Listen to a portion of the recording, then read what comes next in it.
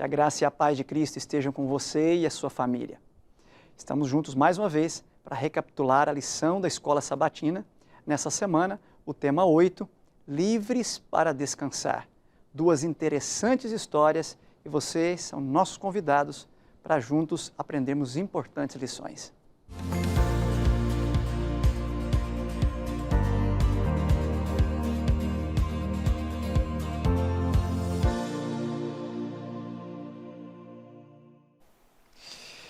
Mais uma vez juntos para a nossa recapitulação da lição da Escola Sabatina.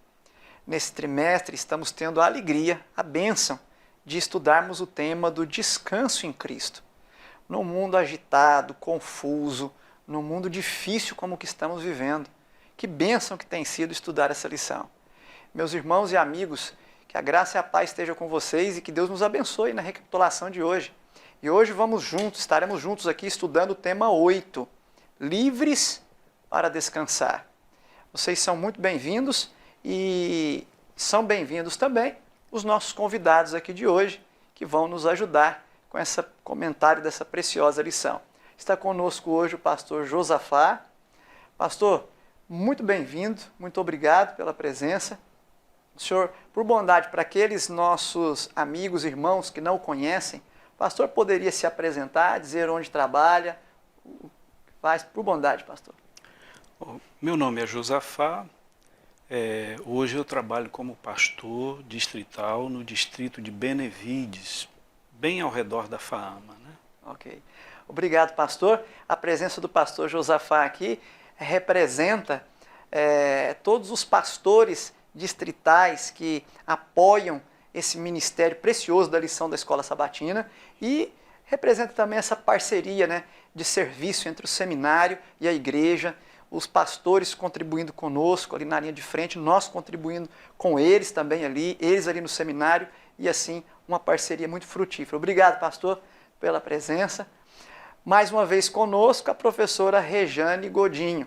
Professora, embora a senhora esteve conosco na semana passada, mas há amigos aí que talvez não a conheçam. A professora poderia se apresentar, dizer o que faz, tua formação, por bondade? Obrigada, pastor Carlos, pela oportunidade de estar aqui hoje. Ali no Seminário Adventista de Teologia, eu leciono a matéria de Psicologia do Desenvolvimento Humano e sou também líder do Ministério da Mulher, Associação Norte do Pará, e também líder da área feminina ministerial. Okay. A minha formação... Isso, a professora Rejane, para aqueles que não a conhecem, ela é formada agora recentemente também, o seu mestrado em Psicologia do Desenvolvimento Humano, é isso? Isso mesmo. Ok.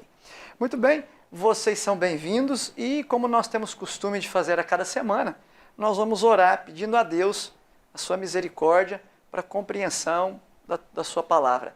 Professora, pode nos conduzir em oração para esse estudo, por bondade? Pois não, vamos orar. Grandioso Deus e Pai, estamos diante da Tua presença mais uma vez para aprender contigo.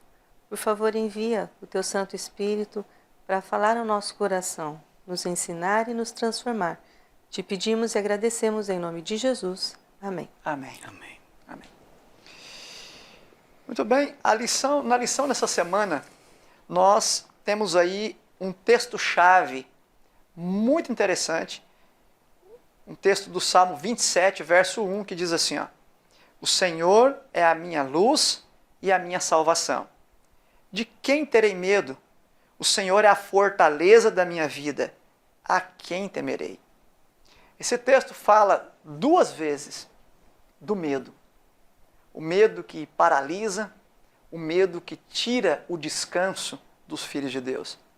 Na lição dessa semana nós pudemos ver aí dois personagens que tiveram que lidar com o medo, com a angústia, ali no desespero, né?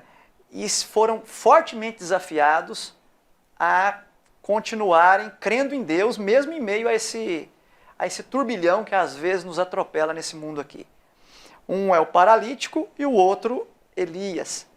Então, pastor Josafá, começando a nossa recapitulação aqui na parte de domingo, nós temos aqui Marcos capítulo 2, versos 1 a 4, onde fala do episódio do paralítico, que é levado ali a Jesus para ser curado. Pastor, como entender esse esforço desses amigos em levar esse paralítico para se encontrar com Jesus? Que esforço, sabe, que angústia levar esse homem. É um homem que era muitas vezes mal visto, porque era um homem que padecia de uma enfermidade considerada por muitos naquele tempo como uma enfermidade decorrente de uma maldição, decorrente de pecado. Mas vem de repente o texto e diz que esses amigos levam esse homem com toda a luta, com todo o custo, com todo o empenho para colocá-lo na presença de Jesus. Como entender esse esforço? Será o que esses homens pensavam, pastor? O que resultado teria isso? Por que colocá-lo na presença de Cristo? Bom, eu creio que isso tem muito do pedido do próprio homem. Eu penso que ele gostaria de se encontrar com Jesus. Ele tinha grandes necessidades, né? Ele tinha essa doença terrível na época, como o senhor bem falou. Normalmente uma doença dessa era considerada uma punição de Deus, desde muito tempo na teologia da época se cria desta maneira. Então ele tinha um interesse de encontrar-se com Jesus Cristo, e os seus amigos também criam que Jesus pudesse fazer alguma coisa por ele, né? É tanto que eles enfrentaram todas as dificuldades, enfrentaram a multidão que estava ali, subiram até o eirado, o telhado, e introduziram o paralítico pelo teto, né? Então,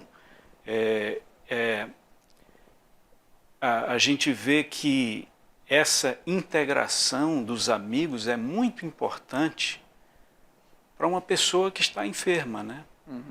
Eu vejo uma lição muito grande aí. Às vezes um primeiro passo para a cura está na aproximação de alguém amigo, né? Sim. Quando a pessoa não tem condição de curar-se por si mesma, é muito importante que, como amigos, nós façamos uma aproximação, estejamos perto, nos coloquemos à disposição para ajudar, para conduzir, para ver o que está faltando. No caso dele, foi ir à presença de Jesus, que era o que ele mais precisava. E Jesus tinha a cura, e eles creram. Professora, ainda na parte do domingo fala assim, quer estejamos doentes ou saudáveis, quer nossa doença seja resultado de nossas ações, negligência dos outros, nossos genes, ou apenas subproduto da vida nesse mundo pecaminoso. Quer dizer, que fala das 4 possíveis razões de um infortúnio vir na vida da pessoa. Professora, olhando para essas 4 possíveis razões, é temerário nós olharmos para uma pessoa numa condição como estava aquele paralítico e julgarmos a pessoa por estar naquela condição? Pastor, é muito comum, infelizmente, do ser humano fazer esses julgamentos, né? E algumas pessoas até elas se fragilizam, achando que na igreja eu não vou ser julgado. E elas se decepcionam com isso.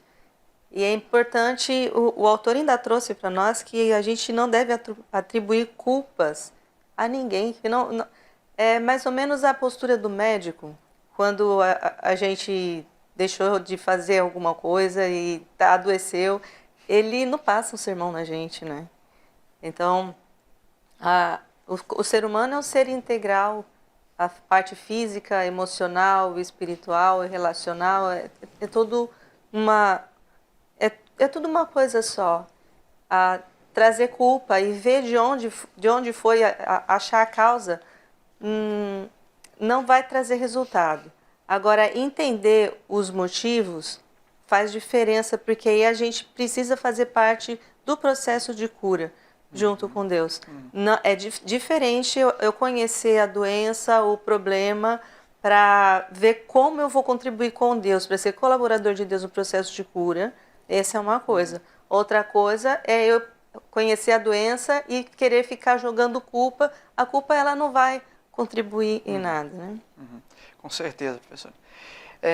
Mas veja, pastor Josafá, quando a gente chega na lição de segunda, fala assim, tratando a raiz do problema. Veja que os amigos, com todo aquele esforço, levam o paralítico para ser curado da sua paralisia física. Mas quando o paralítico é colocado ali, a primeira reação de Jesus foi dizer que os pecados dele estavam perdoados. O que a gente aprende com isso, pastor? O homem foi para ser curado de uma doença, de algo aparentemente visível. Mas Jesus primeiro o cura de algo que ninguém vê. O que isso quer dizer, pastor? Bom, essa resposta de Jesus, nessa primeira ação interagindo com o enfermo, com o paralítico, ela nos ensina muita coisa. Existem aí vários grupos envolvidos. Bom, começando pelo paralítico, já eu volto a ele. Nós temos também os amigos, como o senhor falou, mas havia também os discípulos, e nós tínhamos também ali a presença de fariseus e mestres da lei. Sim. Então, a ação de Jesus em dizer os teus pecados estão perdoados, porque essa era a maior necessidade daquele homem. Se nós lemos o livro Desejar de Todas as Nações, nós vamos ver que aquele homem, ele sofria pelo sentimento de culpa por longo tempo. E isso influenciou na sua situação de saúde física. Uma coisa influencia na outra. E foi piorando a sua saúde física e mental. Ellen White diz em outro texto, em Ciência do Bom Viver, né, que essa situação mental, esse sentimento de culpa, ele gera muitas outras consequências e enfermidades, é totalmente destrutivo para o nosso organismo. Então, ele estava naquela situação e ele foi trazido pelos seus amigos e eles esperavam uma cura física, mas Jesus ele atuou de dentro para fora. Ele atuou naquilo que era mais importante e mais necessário, que era a cura espiritual. Em algumas outras curas de Jesus, ele se aproximou das pessoas e ele ministrou as suas necessidades físicas primeiro. Mas nesse momento aqui, ele tratou da cura espiritual primeiro, porque havia outros grupos e havia outras razões ali, especialmente os fariseus, os mestres da lei, e vai haver uma confrontação em seguida, que nós vamos tocar mais tarde, né? Então, respondendo à sua pergunta, Jesus, ele viu a necessidade do paralítico e a sua necessidade maior era espiritual. E Jesus lhe trouxe paz quando ele disse: filho, os teus pecados são perdoados. Amém, amém. Professora Rejane, para a gente fechar esse bloco, fala para a gente aí sobre essa questão. Jesus, aqui o texto de Marcos 2, fala que, ora, para que saibais, para que o Filho do Homem tem sobre a terra autoridade para perdoar pecados, disse ao paralítico, eu te mando, levanta, toma teu leito e vai para a tua casa. Quer dizer, perdoou os pecados, mas como o pastor disse, parece que a resposta de Cristo não foi só a necessidade do paralítico. Parece que havia pessoas ali que não criam na autoridade de Cristo como Filho de Deus. E, professora, que diferença faz, crer ou não em Cristo como Filho de Deus, para ser curado daquilo que nos tira a paz. Que diferença faz isso? Faz toda a diferença. A descrença nos deixa de fora. A crença nos coloca dentro. Jesus, como Filho de Deus, ele, nesse momento, no meio de tanta gente que cria e não cria, ele faz essa cura de dentro para fora e devolve para esse homem um senso de dignidade, aceita o homem do jeito que ele era e transforma a vida desse homem, devolve para ele além de devolver a saúde, a dignidade e a vida, uma rotina novamente. Um valor, um senso de valor, um senso de aceitação. E aquelas pessoas todas presenciando tudo isso, muitos deles passaram a crer pelo que eles estavam vendo, pelo que eles estavam presenciando. Porque sem fé é impossível agradar a Deus. Nós não vamos a lugar nenhum sem termos fé. E nós já vimos na lição passada que o perdão, ele não é sentimento. Fé também não é sentimento. É um princípio. É um princípio. É uma convicção, né? Ok, você está percebendo aí o quanto essas questões são importantes para a nossa vida, para a nossa caminhada com Cristo. Você é convidado a permanecer aí, nós vamos para um rápido intervalo e em rápidos instantes estaremos de volta.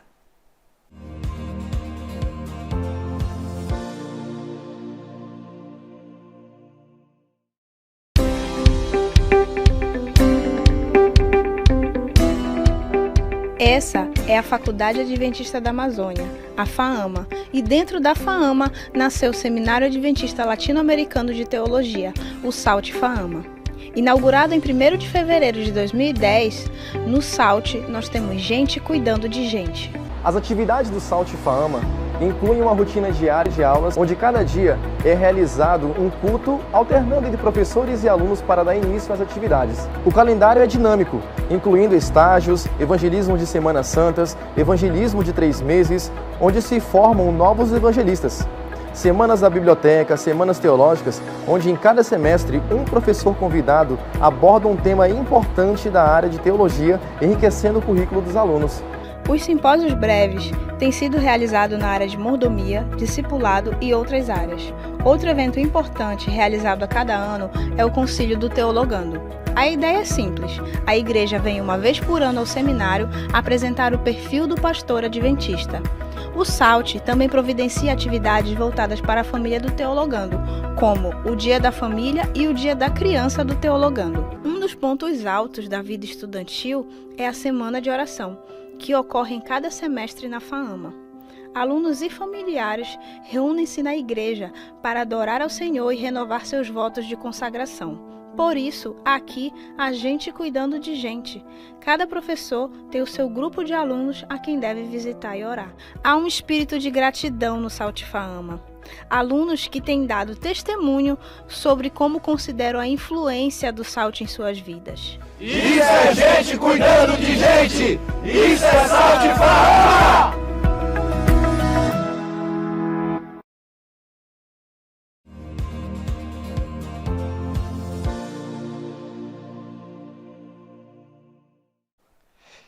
De volta com o nosso estudo da lição da Escola Sabatina. Nós estamos estudando nessa semana livres para descansar e já vimos aí os planos de Deus para aquele paralítico. E naquele paralítico nós nos vemos ali como alguém que muitas vezes expressa uma necessidade exterior, ao passo que todos temos uma necessidade maior que é encontrar paz, encontrar descanso em Cristo, para o nosso caráter, para a nossa consciência, por causa dos nossos pecados. Mas vamos falar um pouquinho também de Elias. Professora, a lição de terça, ela começa aqui falando de depressão. Um tema bastante falado hoje. Elementos da depressão, como entender o que depressão tem a ver com a nossa lição. É muito interessante esse assunto da depressão, para o momento que a gente vive hoje e no contexto cristão. Ainda é tabu, é é um problema real, mas muitas pessoas consideram como tabu e relacionam depressão com falta de fé. Então, são mais ou menos 8 tipos de depressão que existem. É mais comum, a mais agressiva, a depressão maior, é aquela que a pessoa fica desanimada, muito triste, sem vontade de fazer nada, e ela tem às vezes até pensamentos suicidas.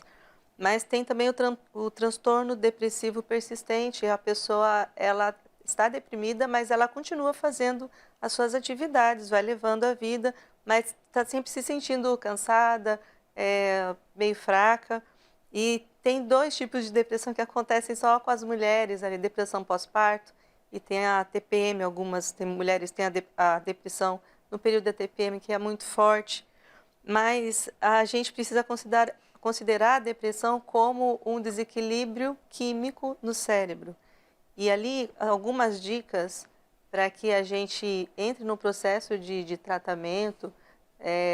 Primeiro, precisa procurar um médico. Não ter medo de procurar o psiquiatra para fazer o tratamento, o diagnóstico. É ele que vai fazer e vai dizer se há necessidade de medicação para regular os neurônios. O remédio vai atuar regulando os neurônios, que aí eles ficam muito agitados e causam toda essa mudança, essa alteração de humor. Acompanhado com isso, a terapia psicológica e exercício físico e dormir. Não tem... Essa é o começo, né, para o tratamento para a depressão. E encarar que é uma doença emocional, não é falta de fé, e ela precisa ser tratada. Professora, e a lição fala de estresse pós-traumático. Como entender isso aqui? Os sintomas de Elias eu marquei aqui na minha lição. Fuga, desânimo, desejo de morte. E a lição fala em estresse pós-traumático.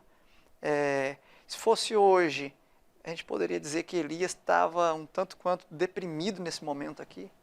Sim, a gente momento de fuga, de desejo de morte. Isso dá um nó na nossa cabeça, né, pastor? Pensar que um homem de Deus, corajoso, fez tudo o que ele fez, enfrentou tudo que ele enfrentou, um guerreiro do Senhor, de repente ele cai assim. Então, se a gente leva em consideração, se a gente tem a noção errada de que depressão é falta de fé, a gente vai julgar Elias e vai dar um nó. E depressão não é falta de fé. Então, todo o circuito pelo qual ele passou ali de fome, enfrentando Jezabel, enfrentando ali os profetas, tudo aquilo ali gerou um estresse muito grande. E gerou um esgotamento. A gente vai olhar o verso bíblico aqui, no verso 4, 1 Reis 19, 4, ele pede a morte, e no verso 5 ele se deitou e foi dormir. Esgotado. Então, as pessoas sempre dizem, né? Quando você não está conseguindo entender muitas coisas, vai dormir e no outro dia parece que tudo está arrumado. Elias, ele estava num momento muito difícil e hoje isso pode acontecer com cada um de nós. E aí o que a Bíblia tem alguns conselhos, né, para que a gente lide com isso. Ok. Pastor Josafá, nós conversávamos aqui um pouco mais cedo sobre essa questão do esgotamento. No caso de Elias, esgotamento medo leva à culpa, depois a questão aqui leva à fuga, depois a culpa. Como é que isso fica na nossa vida? Que relação tem o esgotamento com a falta de paz, com os sintomas que ele teve? O que o esgotamento que Elias teve, pode acontecer conosco também, mesmo tendo fé? E se pode acontecer, pastor, biblicamente falando, qual é o conselho para isso? Nós devemos partir do princípio que o ser humano é um ser holístico, né? Tudo está interligado. Estávamos conversando sobre a questão da atividade física. Quando nós não temos atividade física, o nosso organismo ele se destempera, existe um desequilíbrio E às vezes quando esse desequilíbrio ele é hormonal, e ele causa alguns distúrbios, e nós temos algumas tendências, algumas delas para a depressão. Às vezes são o excesso de carga, de responsabilidade na nossa vida que nos pressiona. Nós temos que dar respostas, nós temos que alcançar objetivos, nós temos que cuidar de uma família. Isso tudo nos joga uma certa pressão, mesmo trabalhando para o Senhor. Nós vemos muitos homens e mulheres bíblicos, servos de Deus, que passaram por momentos psicológicos baixos. Aqui nós temos um exemplo de Elias, que depois de uma grande vitória, onde ele expressou tanta coragem diante dos 400 e tantos profetas de Baal, ele foi um herói da fé realmente ali no Monte Carmelo. Mas quando vem Jezabel e o ameaça, diz que ele vai morrer, Elias, com medo, foge. Ele foge e aí cansado, ele se deita e aí ele mudou o temperamento de repente, né? Essas mudanças às vezes acontecem em nossa vida. Essa variação, às vezes é pela falta de sono, às vezes pela falta de exercício, pelo desequilíbrio alimentar, né?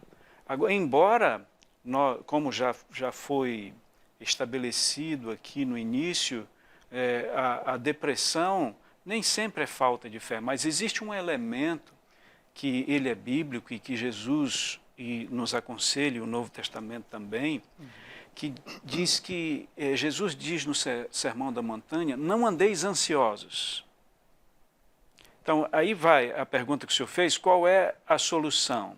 Então, nós temos a solução espiritual. Quando o espiritual não consegue alcançar tudo, porque existe uma patologia, então eu preciso de um profissional. Esse profissional pode ser um psiquiatra, um psicólogo. Mas se a minha ansiedade ela é provocada pela falta de fé, então vamos confiar no Senhor, né? Como diz o apóstolo Paulo em Filipenses 4, 6 e 7, não andeis ansiosos de coisa alguma, em tudo, porém, sejam conhecidas diante de Deus as vossas petições, pela oração e pela súplica com ações de graça, e a paz de Deus, que excede todo entendimento, guardará o vosso coração e a vossa mente em Cristo Jesus. Amém. Amém. Amém. Amém. Amém. Quem sabe, então, nós poderíamos dizer, para benefício de todos os que estão compartilhando a lição conosco, que é interessante notar como a diferença abismal entre o Elias do Carmelo e o Elias de Horebe, os dois montes ali, né? Agora, o que é bonito perceber aqui é que Deus vem ao encontro de Elias no Carmelo, para benefício de todo Israel, mas quando Elias ficou em dificuldade e precisava de uma bênção para ele mesmo, Deus veio ao encontro dele no Horebe também, né? Deus é um Deus que se preocupa com todo o seu povo coletivamente, mas é um Deus também que se preocupa com cada um de nós individualmente. E essa lição de Elias é muito preciosa sobre isso, né? Nós temos aqui a lição de quinta-feira, ela fala assim: descanso e mais. Deus sabia que aquela fuga tinha deixado Elias fisicamente cansado, emocionalmente exausto e moralmente com fardo de culpa tremendo. Ou seja, o que fazer para curar Elias? Se o problema era generalizado, ou seja, se o problema atingiu todo o ser de Elias, fisicamente cansado, emocionalmente se sentindo ansioso, com medo, esgotado, e moralmente se sentindo culpado, porque não deveria ter fugido e fugiu, quer dizer, ao sentimento de medo de Jezabel, se junta o sentimento de culpa de ter fugido no momento em que não era conveniente ter fugido. Depois de uma demonstração tremenda de Deus, fugir, né? Mas vamos falar um pouquinho disso aqui. Como é que Deus faz esse processo de cura aí? Se o problema atinge todo o indivíduo, todo o ser, como o pastor falou, como é que é o processo de cura agora? Como é que Deus vai lidar com isso? Se o problema é físico, mental e moral, como é que Deus vai lidar com isso? Professora, comece nos ajudando com essa parte final aqui. Isso é encantador, né? A gente viu ali com o paralítico, que ele chegou com um problema físico, bem visível, e Jesus então curou ele de dentro para fora. Agora com Elias, em 1 Reis ali 19, enquanto ele se deita e dorme, vem o anjo e toca nele, diz, levante-se e coma. E depois ele se deitou de novo, bebeu água, deitou de novo, e depois no verso 7 o anjo volta, toca nele, levante-se e coma. E aí ele levantou, comeu e bebeu, e aí ficou fortalecido. Toda essa exaustão de Elias, uma exaustão física, emocional, espiritual, no sentido de que a culpa de não ter dado conta de fazer o que era esperado dele, ele era um líder, e acabaram as forças dele. E Deus não foi passar um sermão nele ali, Deus alimentou, ele estava esgotado fisicamente, Deus alimentou, estava esgotado emocionalmente, pôs ele para dormir 2 vezes, deu água, ele estava num momento que era seca, né? Sim. Ele proveu essas necessidades básicas. Assim, ele acolheu Elias e o perdoou, resgatou, deu a segunda chance. Então, deu a segunda chance, agora você corre, vai viajar. Ele viajou 40 dias e dali ele continuou a refazer o seu trabalho. Então, Deus ele vai com ações pontuais, resgatando em cada necessidade, na física, na emocional e na espiritual. Só que tudo com essas ações pequenas, a alimentação, o sono, a ingestão de água, e aí ele deu a nova chance para ele, uma nova atividade, você continua na jogada. Isso é muito interessante, porque a gente olha para o texto e a gente percebe que uma das necessidades era se sentir sozinho. Deus vai lá e diz, não, vou chamar Eliseu, e houve um tempo ali de convívio entre ele e Eliseu para não se sentir sozinho. Um outro detalhe aqui, estava se sentindo culpado e fracassado porque tinha fugido, quando não devia ter fugido. Culpado, quem sabe pastor Josafá, por um incidente ministerial. Eu não devia ter fugido e fugi. Fiz feio com a igreja. Né? Olha aí, o que eu fiz com Deus diante da igreja. Mas aí eu acho bonito aqui no 19:15, quando fala assim, disse-lhe o Senhor, vai, volta ao teu caminho. Volta ao teu caminho, para o deserto de Damasco, e chegando lá, unge Azael, rei sobre a Síria. Ou seja, volta pro trabalho. Você ainda é meu profeta. A despeito de todas as dificuldades pessoais que você tenha, você ainda tem um ofício, ainda tem lugar na obra para você, ainda tem lugar no reino de Deus para você fazer uma grande obra. Vá lá e unja aquele rei. E não disse, eu te perdoo, ele só falou, volta para o trabalho, estou aqui contigo. Pastor, nós consideramos que a cura ela é holística, ela é total também. Agora, é porque nós somos uma integração de elementos físicos, mentais e espirituais. Agora, o fator mais importante é o espiritual. Tanto na cura do paralítico, onde Jesus disse, os teus pecados estão perdoados, quanto no episódio de Elias. Foi quando Deus se apresenta a Elias, e ali tem uma sequência, né? Num forte vento, Deus não estava lá. No terremoto, Deus não estava lá. Onde Deus estava? Na suave brisa. Então Deus toma o profeta que está em um turbilhão de emoções, e é a presença de Deus que o tranquiliza. Nós vemos na experiência de vários outros profetas e apóstolos também. Na experiência de Jó, Deus não explicou tudo para Jó lá no final. Foi a presença de Deus. Amém. Quando Deus se apresentou a Jó, então ele ele não questionou mais. Amém. Né? Então, a presença de Deus aqui com Elias. Elias, você falhou, mas tu és o meu servo. Eu ainda tenho uma tarefa para você. Amém. Vai. Então, a missão, o cumprir a missão também faz parte do processo de cura. Faz. Coisa linda. É verdade. Coisa linda. Que coisa linda. Meu amigo e minha amiga, lições tremendas. E eu acho que com essas falas profundas aqui, nós estamos preparados para fazer a nossa resenha, nossa síntese da lição nessa semana.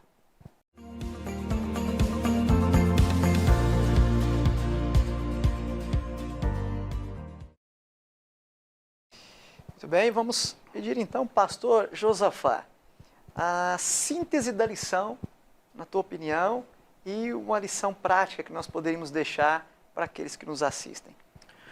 Bom, eu diria que a síntese da lição é que Jesus quer nos dar descanso total.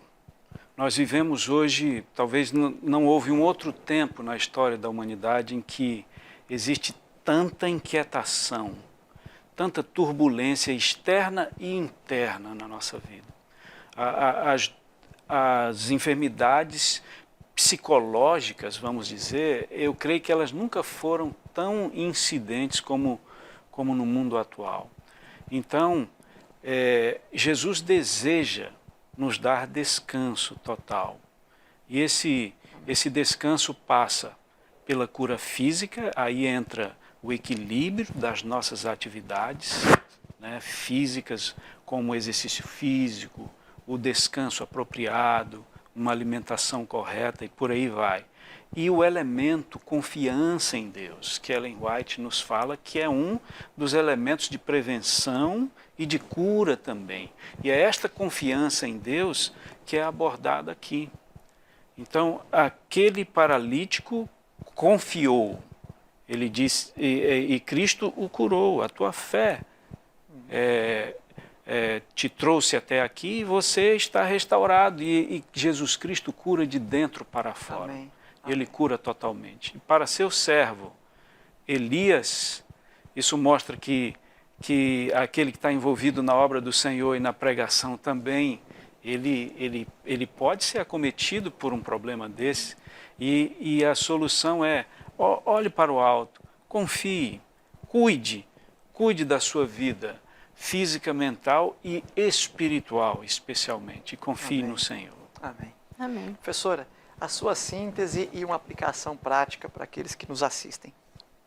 Bom, eu fiquei muito impressionada essa semana em perceber que Deus é o mesmo ontem, hoje e vai ser o mesmo eternamente. Então, em momentos em que qualquer um de nós se sentir fragilizado, como o paralítico, com algum problema físico que precisa de cura, ou exausto por alguma crise de Covid, que seja casamento, com filhos, alguma coisa que venha nos tirar a paz. Deus vai estar ao nosso lado e Ele tem os recursos para nos curar e nos dar paz, assim Amém. como Ele fez com o paralítico e também ali com Elias. Amém. Ok. Obrigado, professora. Meu amigo e minha amiga, quero também deixar uma mensagem para você ir para a conclusão dessa lição. Se você observar aí com muita atenção o texto de 1 Reis, capítulos 18, 41 em diante, e entrando pelo capítulo 19, você vai ver que praticamente os mesmos sinais que Deus fez no Carmelo, Ele reproduz no Horebe, para mostrar para Elias que ele ainda estava presente. Com um detalhe adicional que o pastor Josafá já mencionou, é que lá no Carmelo, o vento vai trazer a chuva que estava retida por 3 anos e meio. Aqui no Horebe, o vento vai trazer a chuva, outro tipo de chuva, a chuva do conforto, a brisa do conforto de Cristo.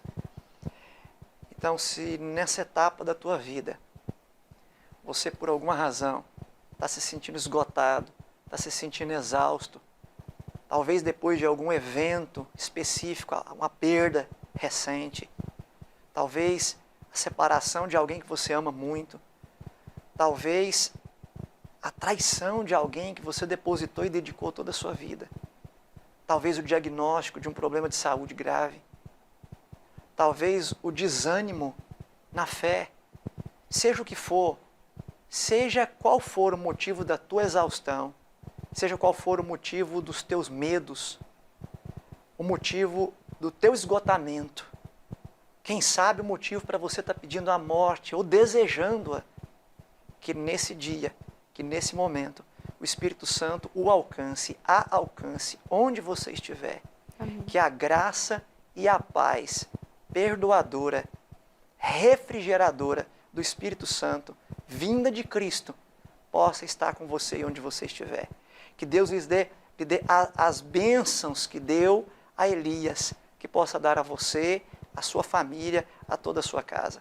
E que Deus possa lhe devolver o sorriso, a chama no coração, o amor pelo Evangelho e te enviar para que, como o pastor bem disse aqui, enquanto você trabalha, Deus possa ir te curando de todo e qualquer desânimo, de todo e qualquer infortúnio. Eu deixo com você o texto da senhora White na parte de sexta-feira. Ela diz assim: continuem olhando para Jesus, fazendo com fé orações silenciosas, apoderando-se da força de Deus, quer tenham manifestos sentimentos, quer não. Avancem resolutos, como se cada uma das orações feitas tivesse sido acolhida pelo trono de Deus e atendida por aquele cujas promessas não falham jamais. Prossigam no caminho, cantando, salmodiando a Deus em vosso coração, mesmo quando oprimidos por uma sensação de peso e tristeza. Digo-lhes, como alguém que sabe, virá a luz, a alegria será o nosso quinhão, e as névoas e nuvens serão espancadas. E passamos do poder opressor, das sombras e trevas, para a clara luz de sua presença. Então, mesmo que você esteja angustiado, esgotado, deprimido, siga o conselho profético, prossiga no caminho, mesmo quando oprimido. Cante, cante como se a vitória já estivesse nas tuas mãos. E para a honra e glória de Deus e pelo poder dele, a vitória chegará. Que Deus lhe abençoe, que Deus lhe proteja. Vamos fechar esse momento fazendo uma oração. Pastor Josafá, pode nos despedir com uma palavra de oração por bondade? Senhor Deus, nosso eterno Pai, nós te agradecemos, Senhor, por Jesus Cristo, nosso Salvador. Amém. Que nos convida para que tenhamos descanso. Amém. Descanso completo, total.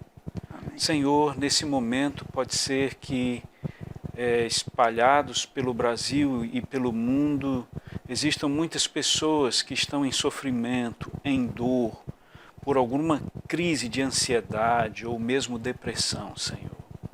Que o Senhor esteja confortando a cada um. Amém, E assim como fez com Elias, Senhor, possa tirá-los da caverna da depressão. Amém.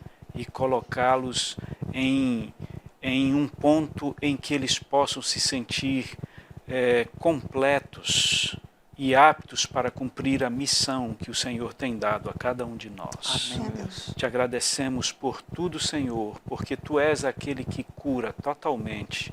Em nome do Senhor Jesus te pedimos. Amém. Amém. Obrigado pela tua companhia e você é nosso convidado e convidada para juntos recapitularmos a lição da próxima semana. Deus o abençoe e até lá.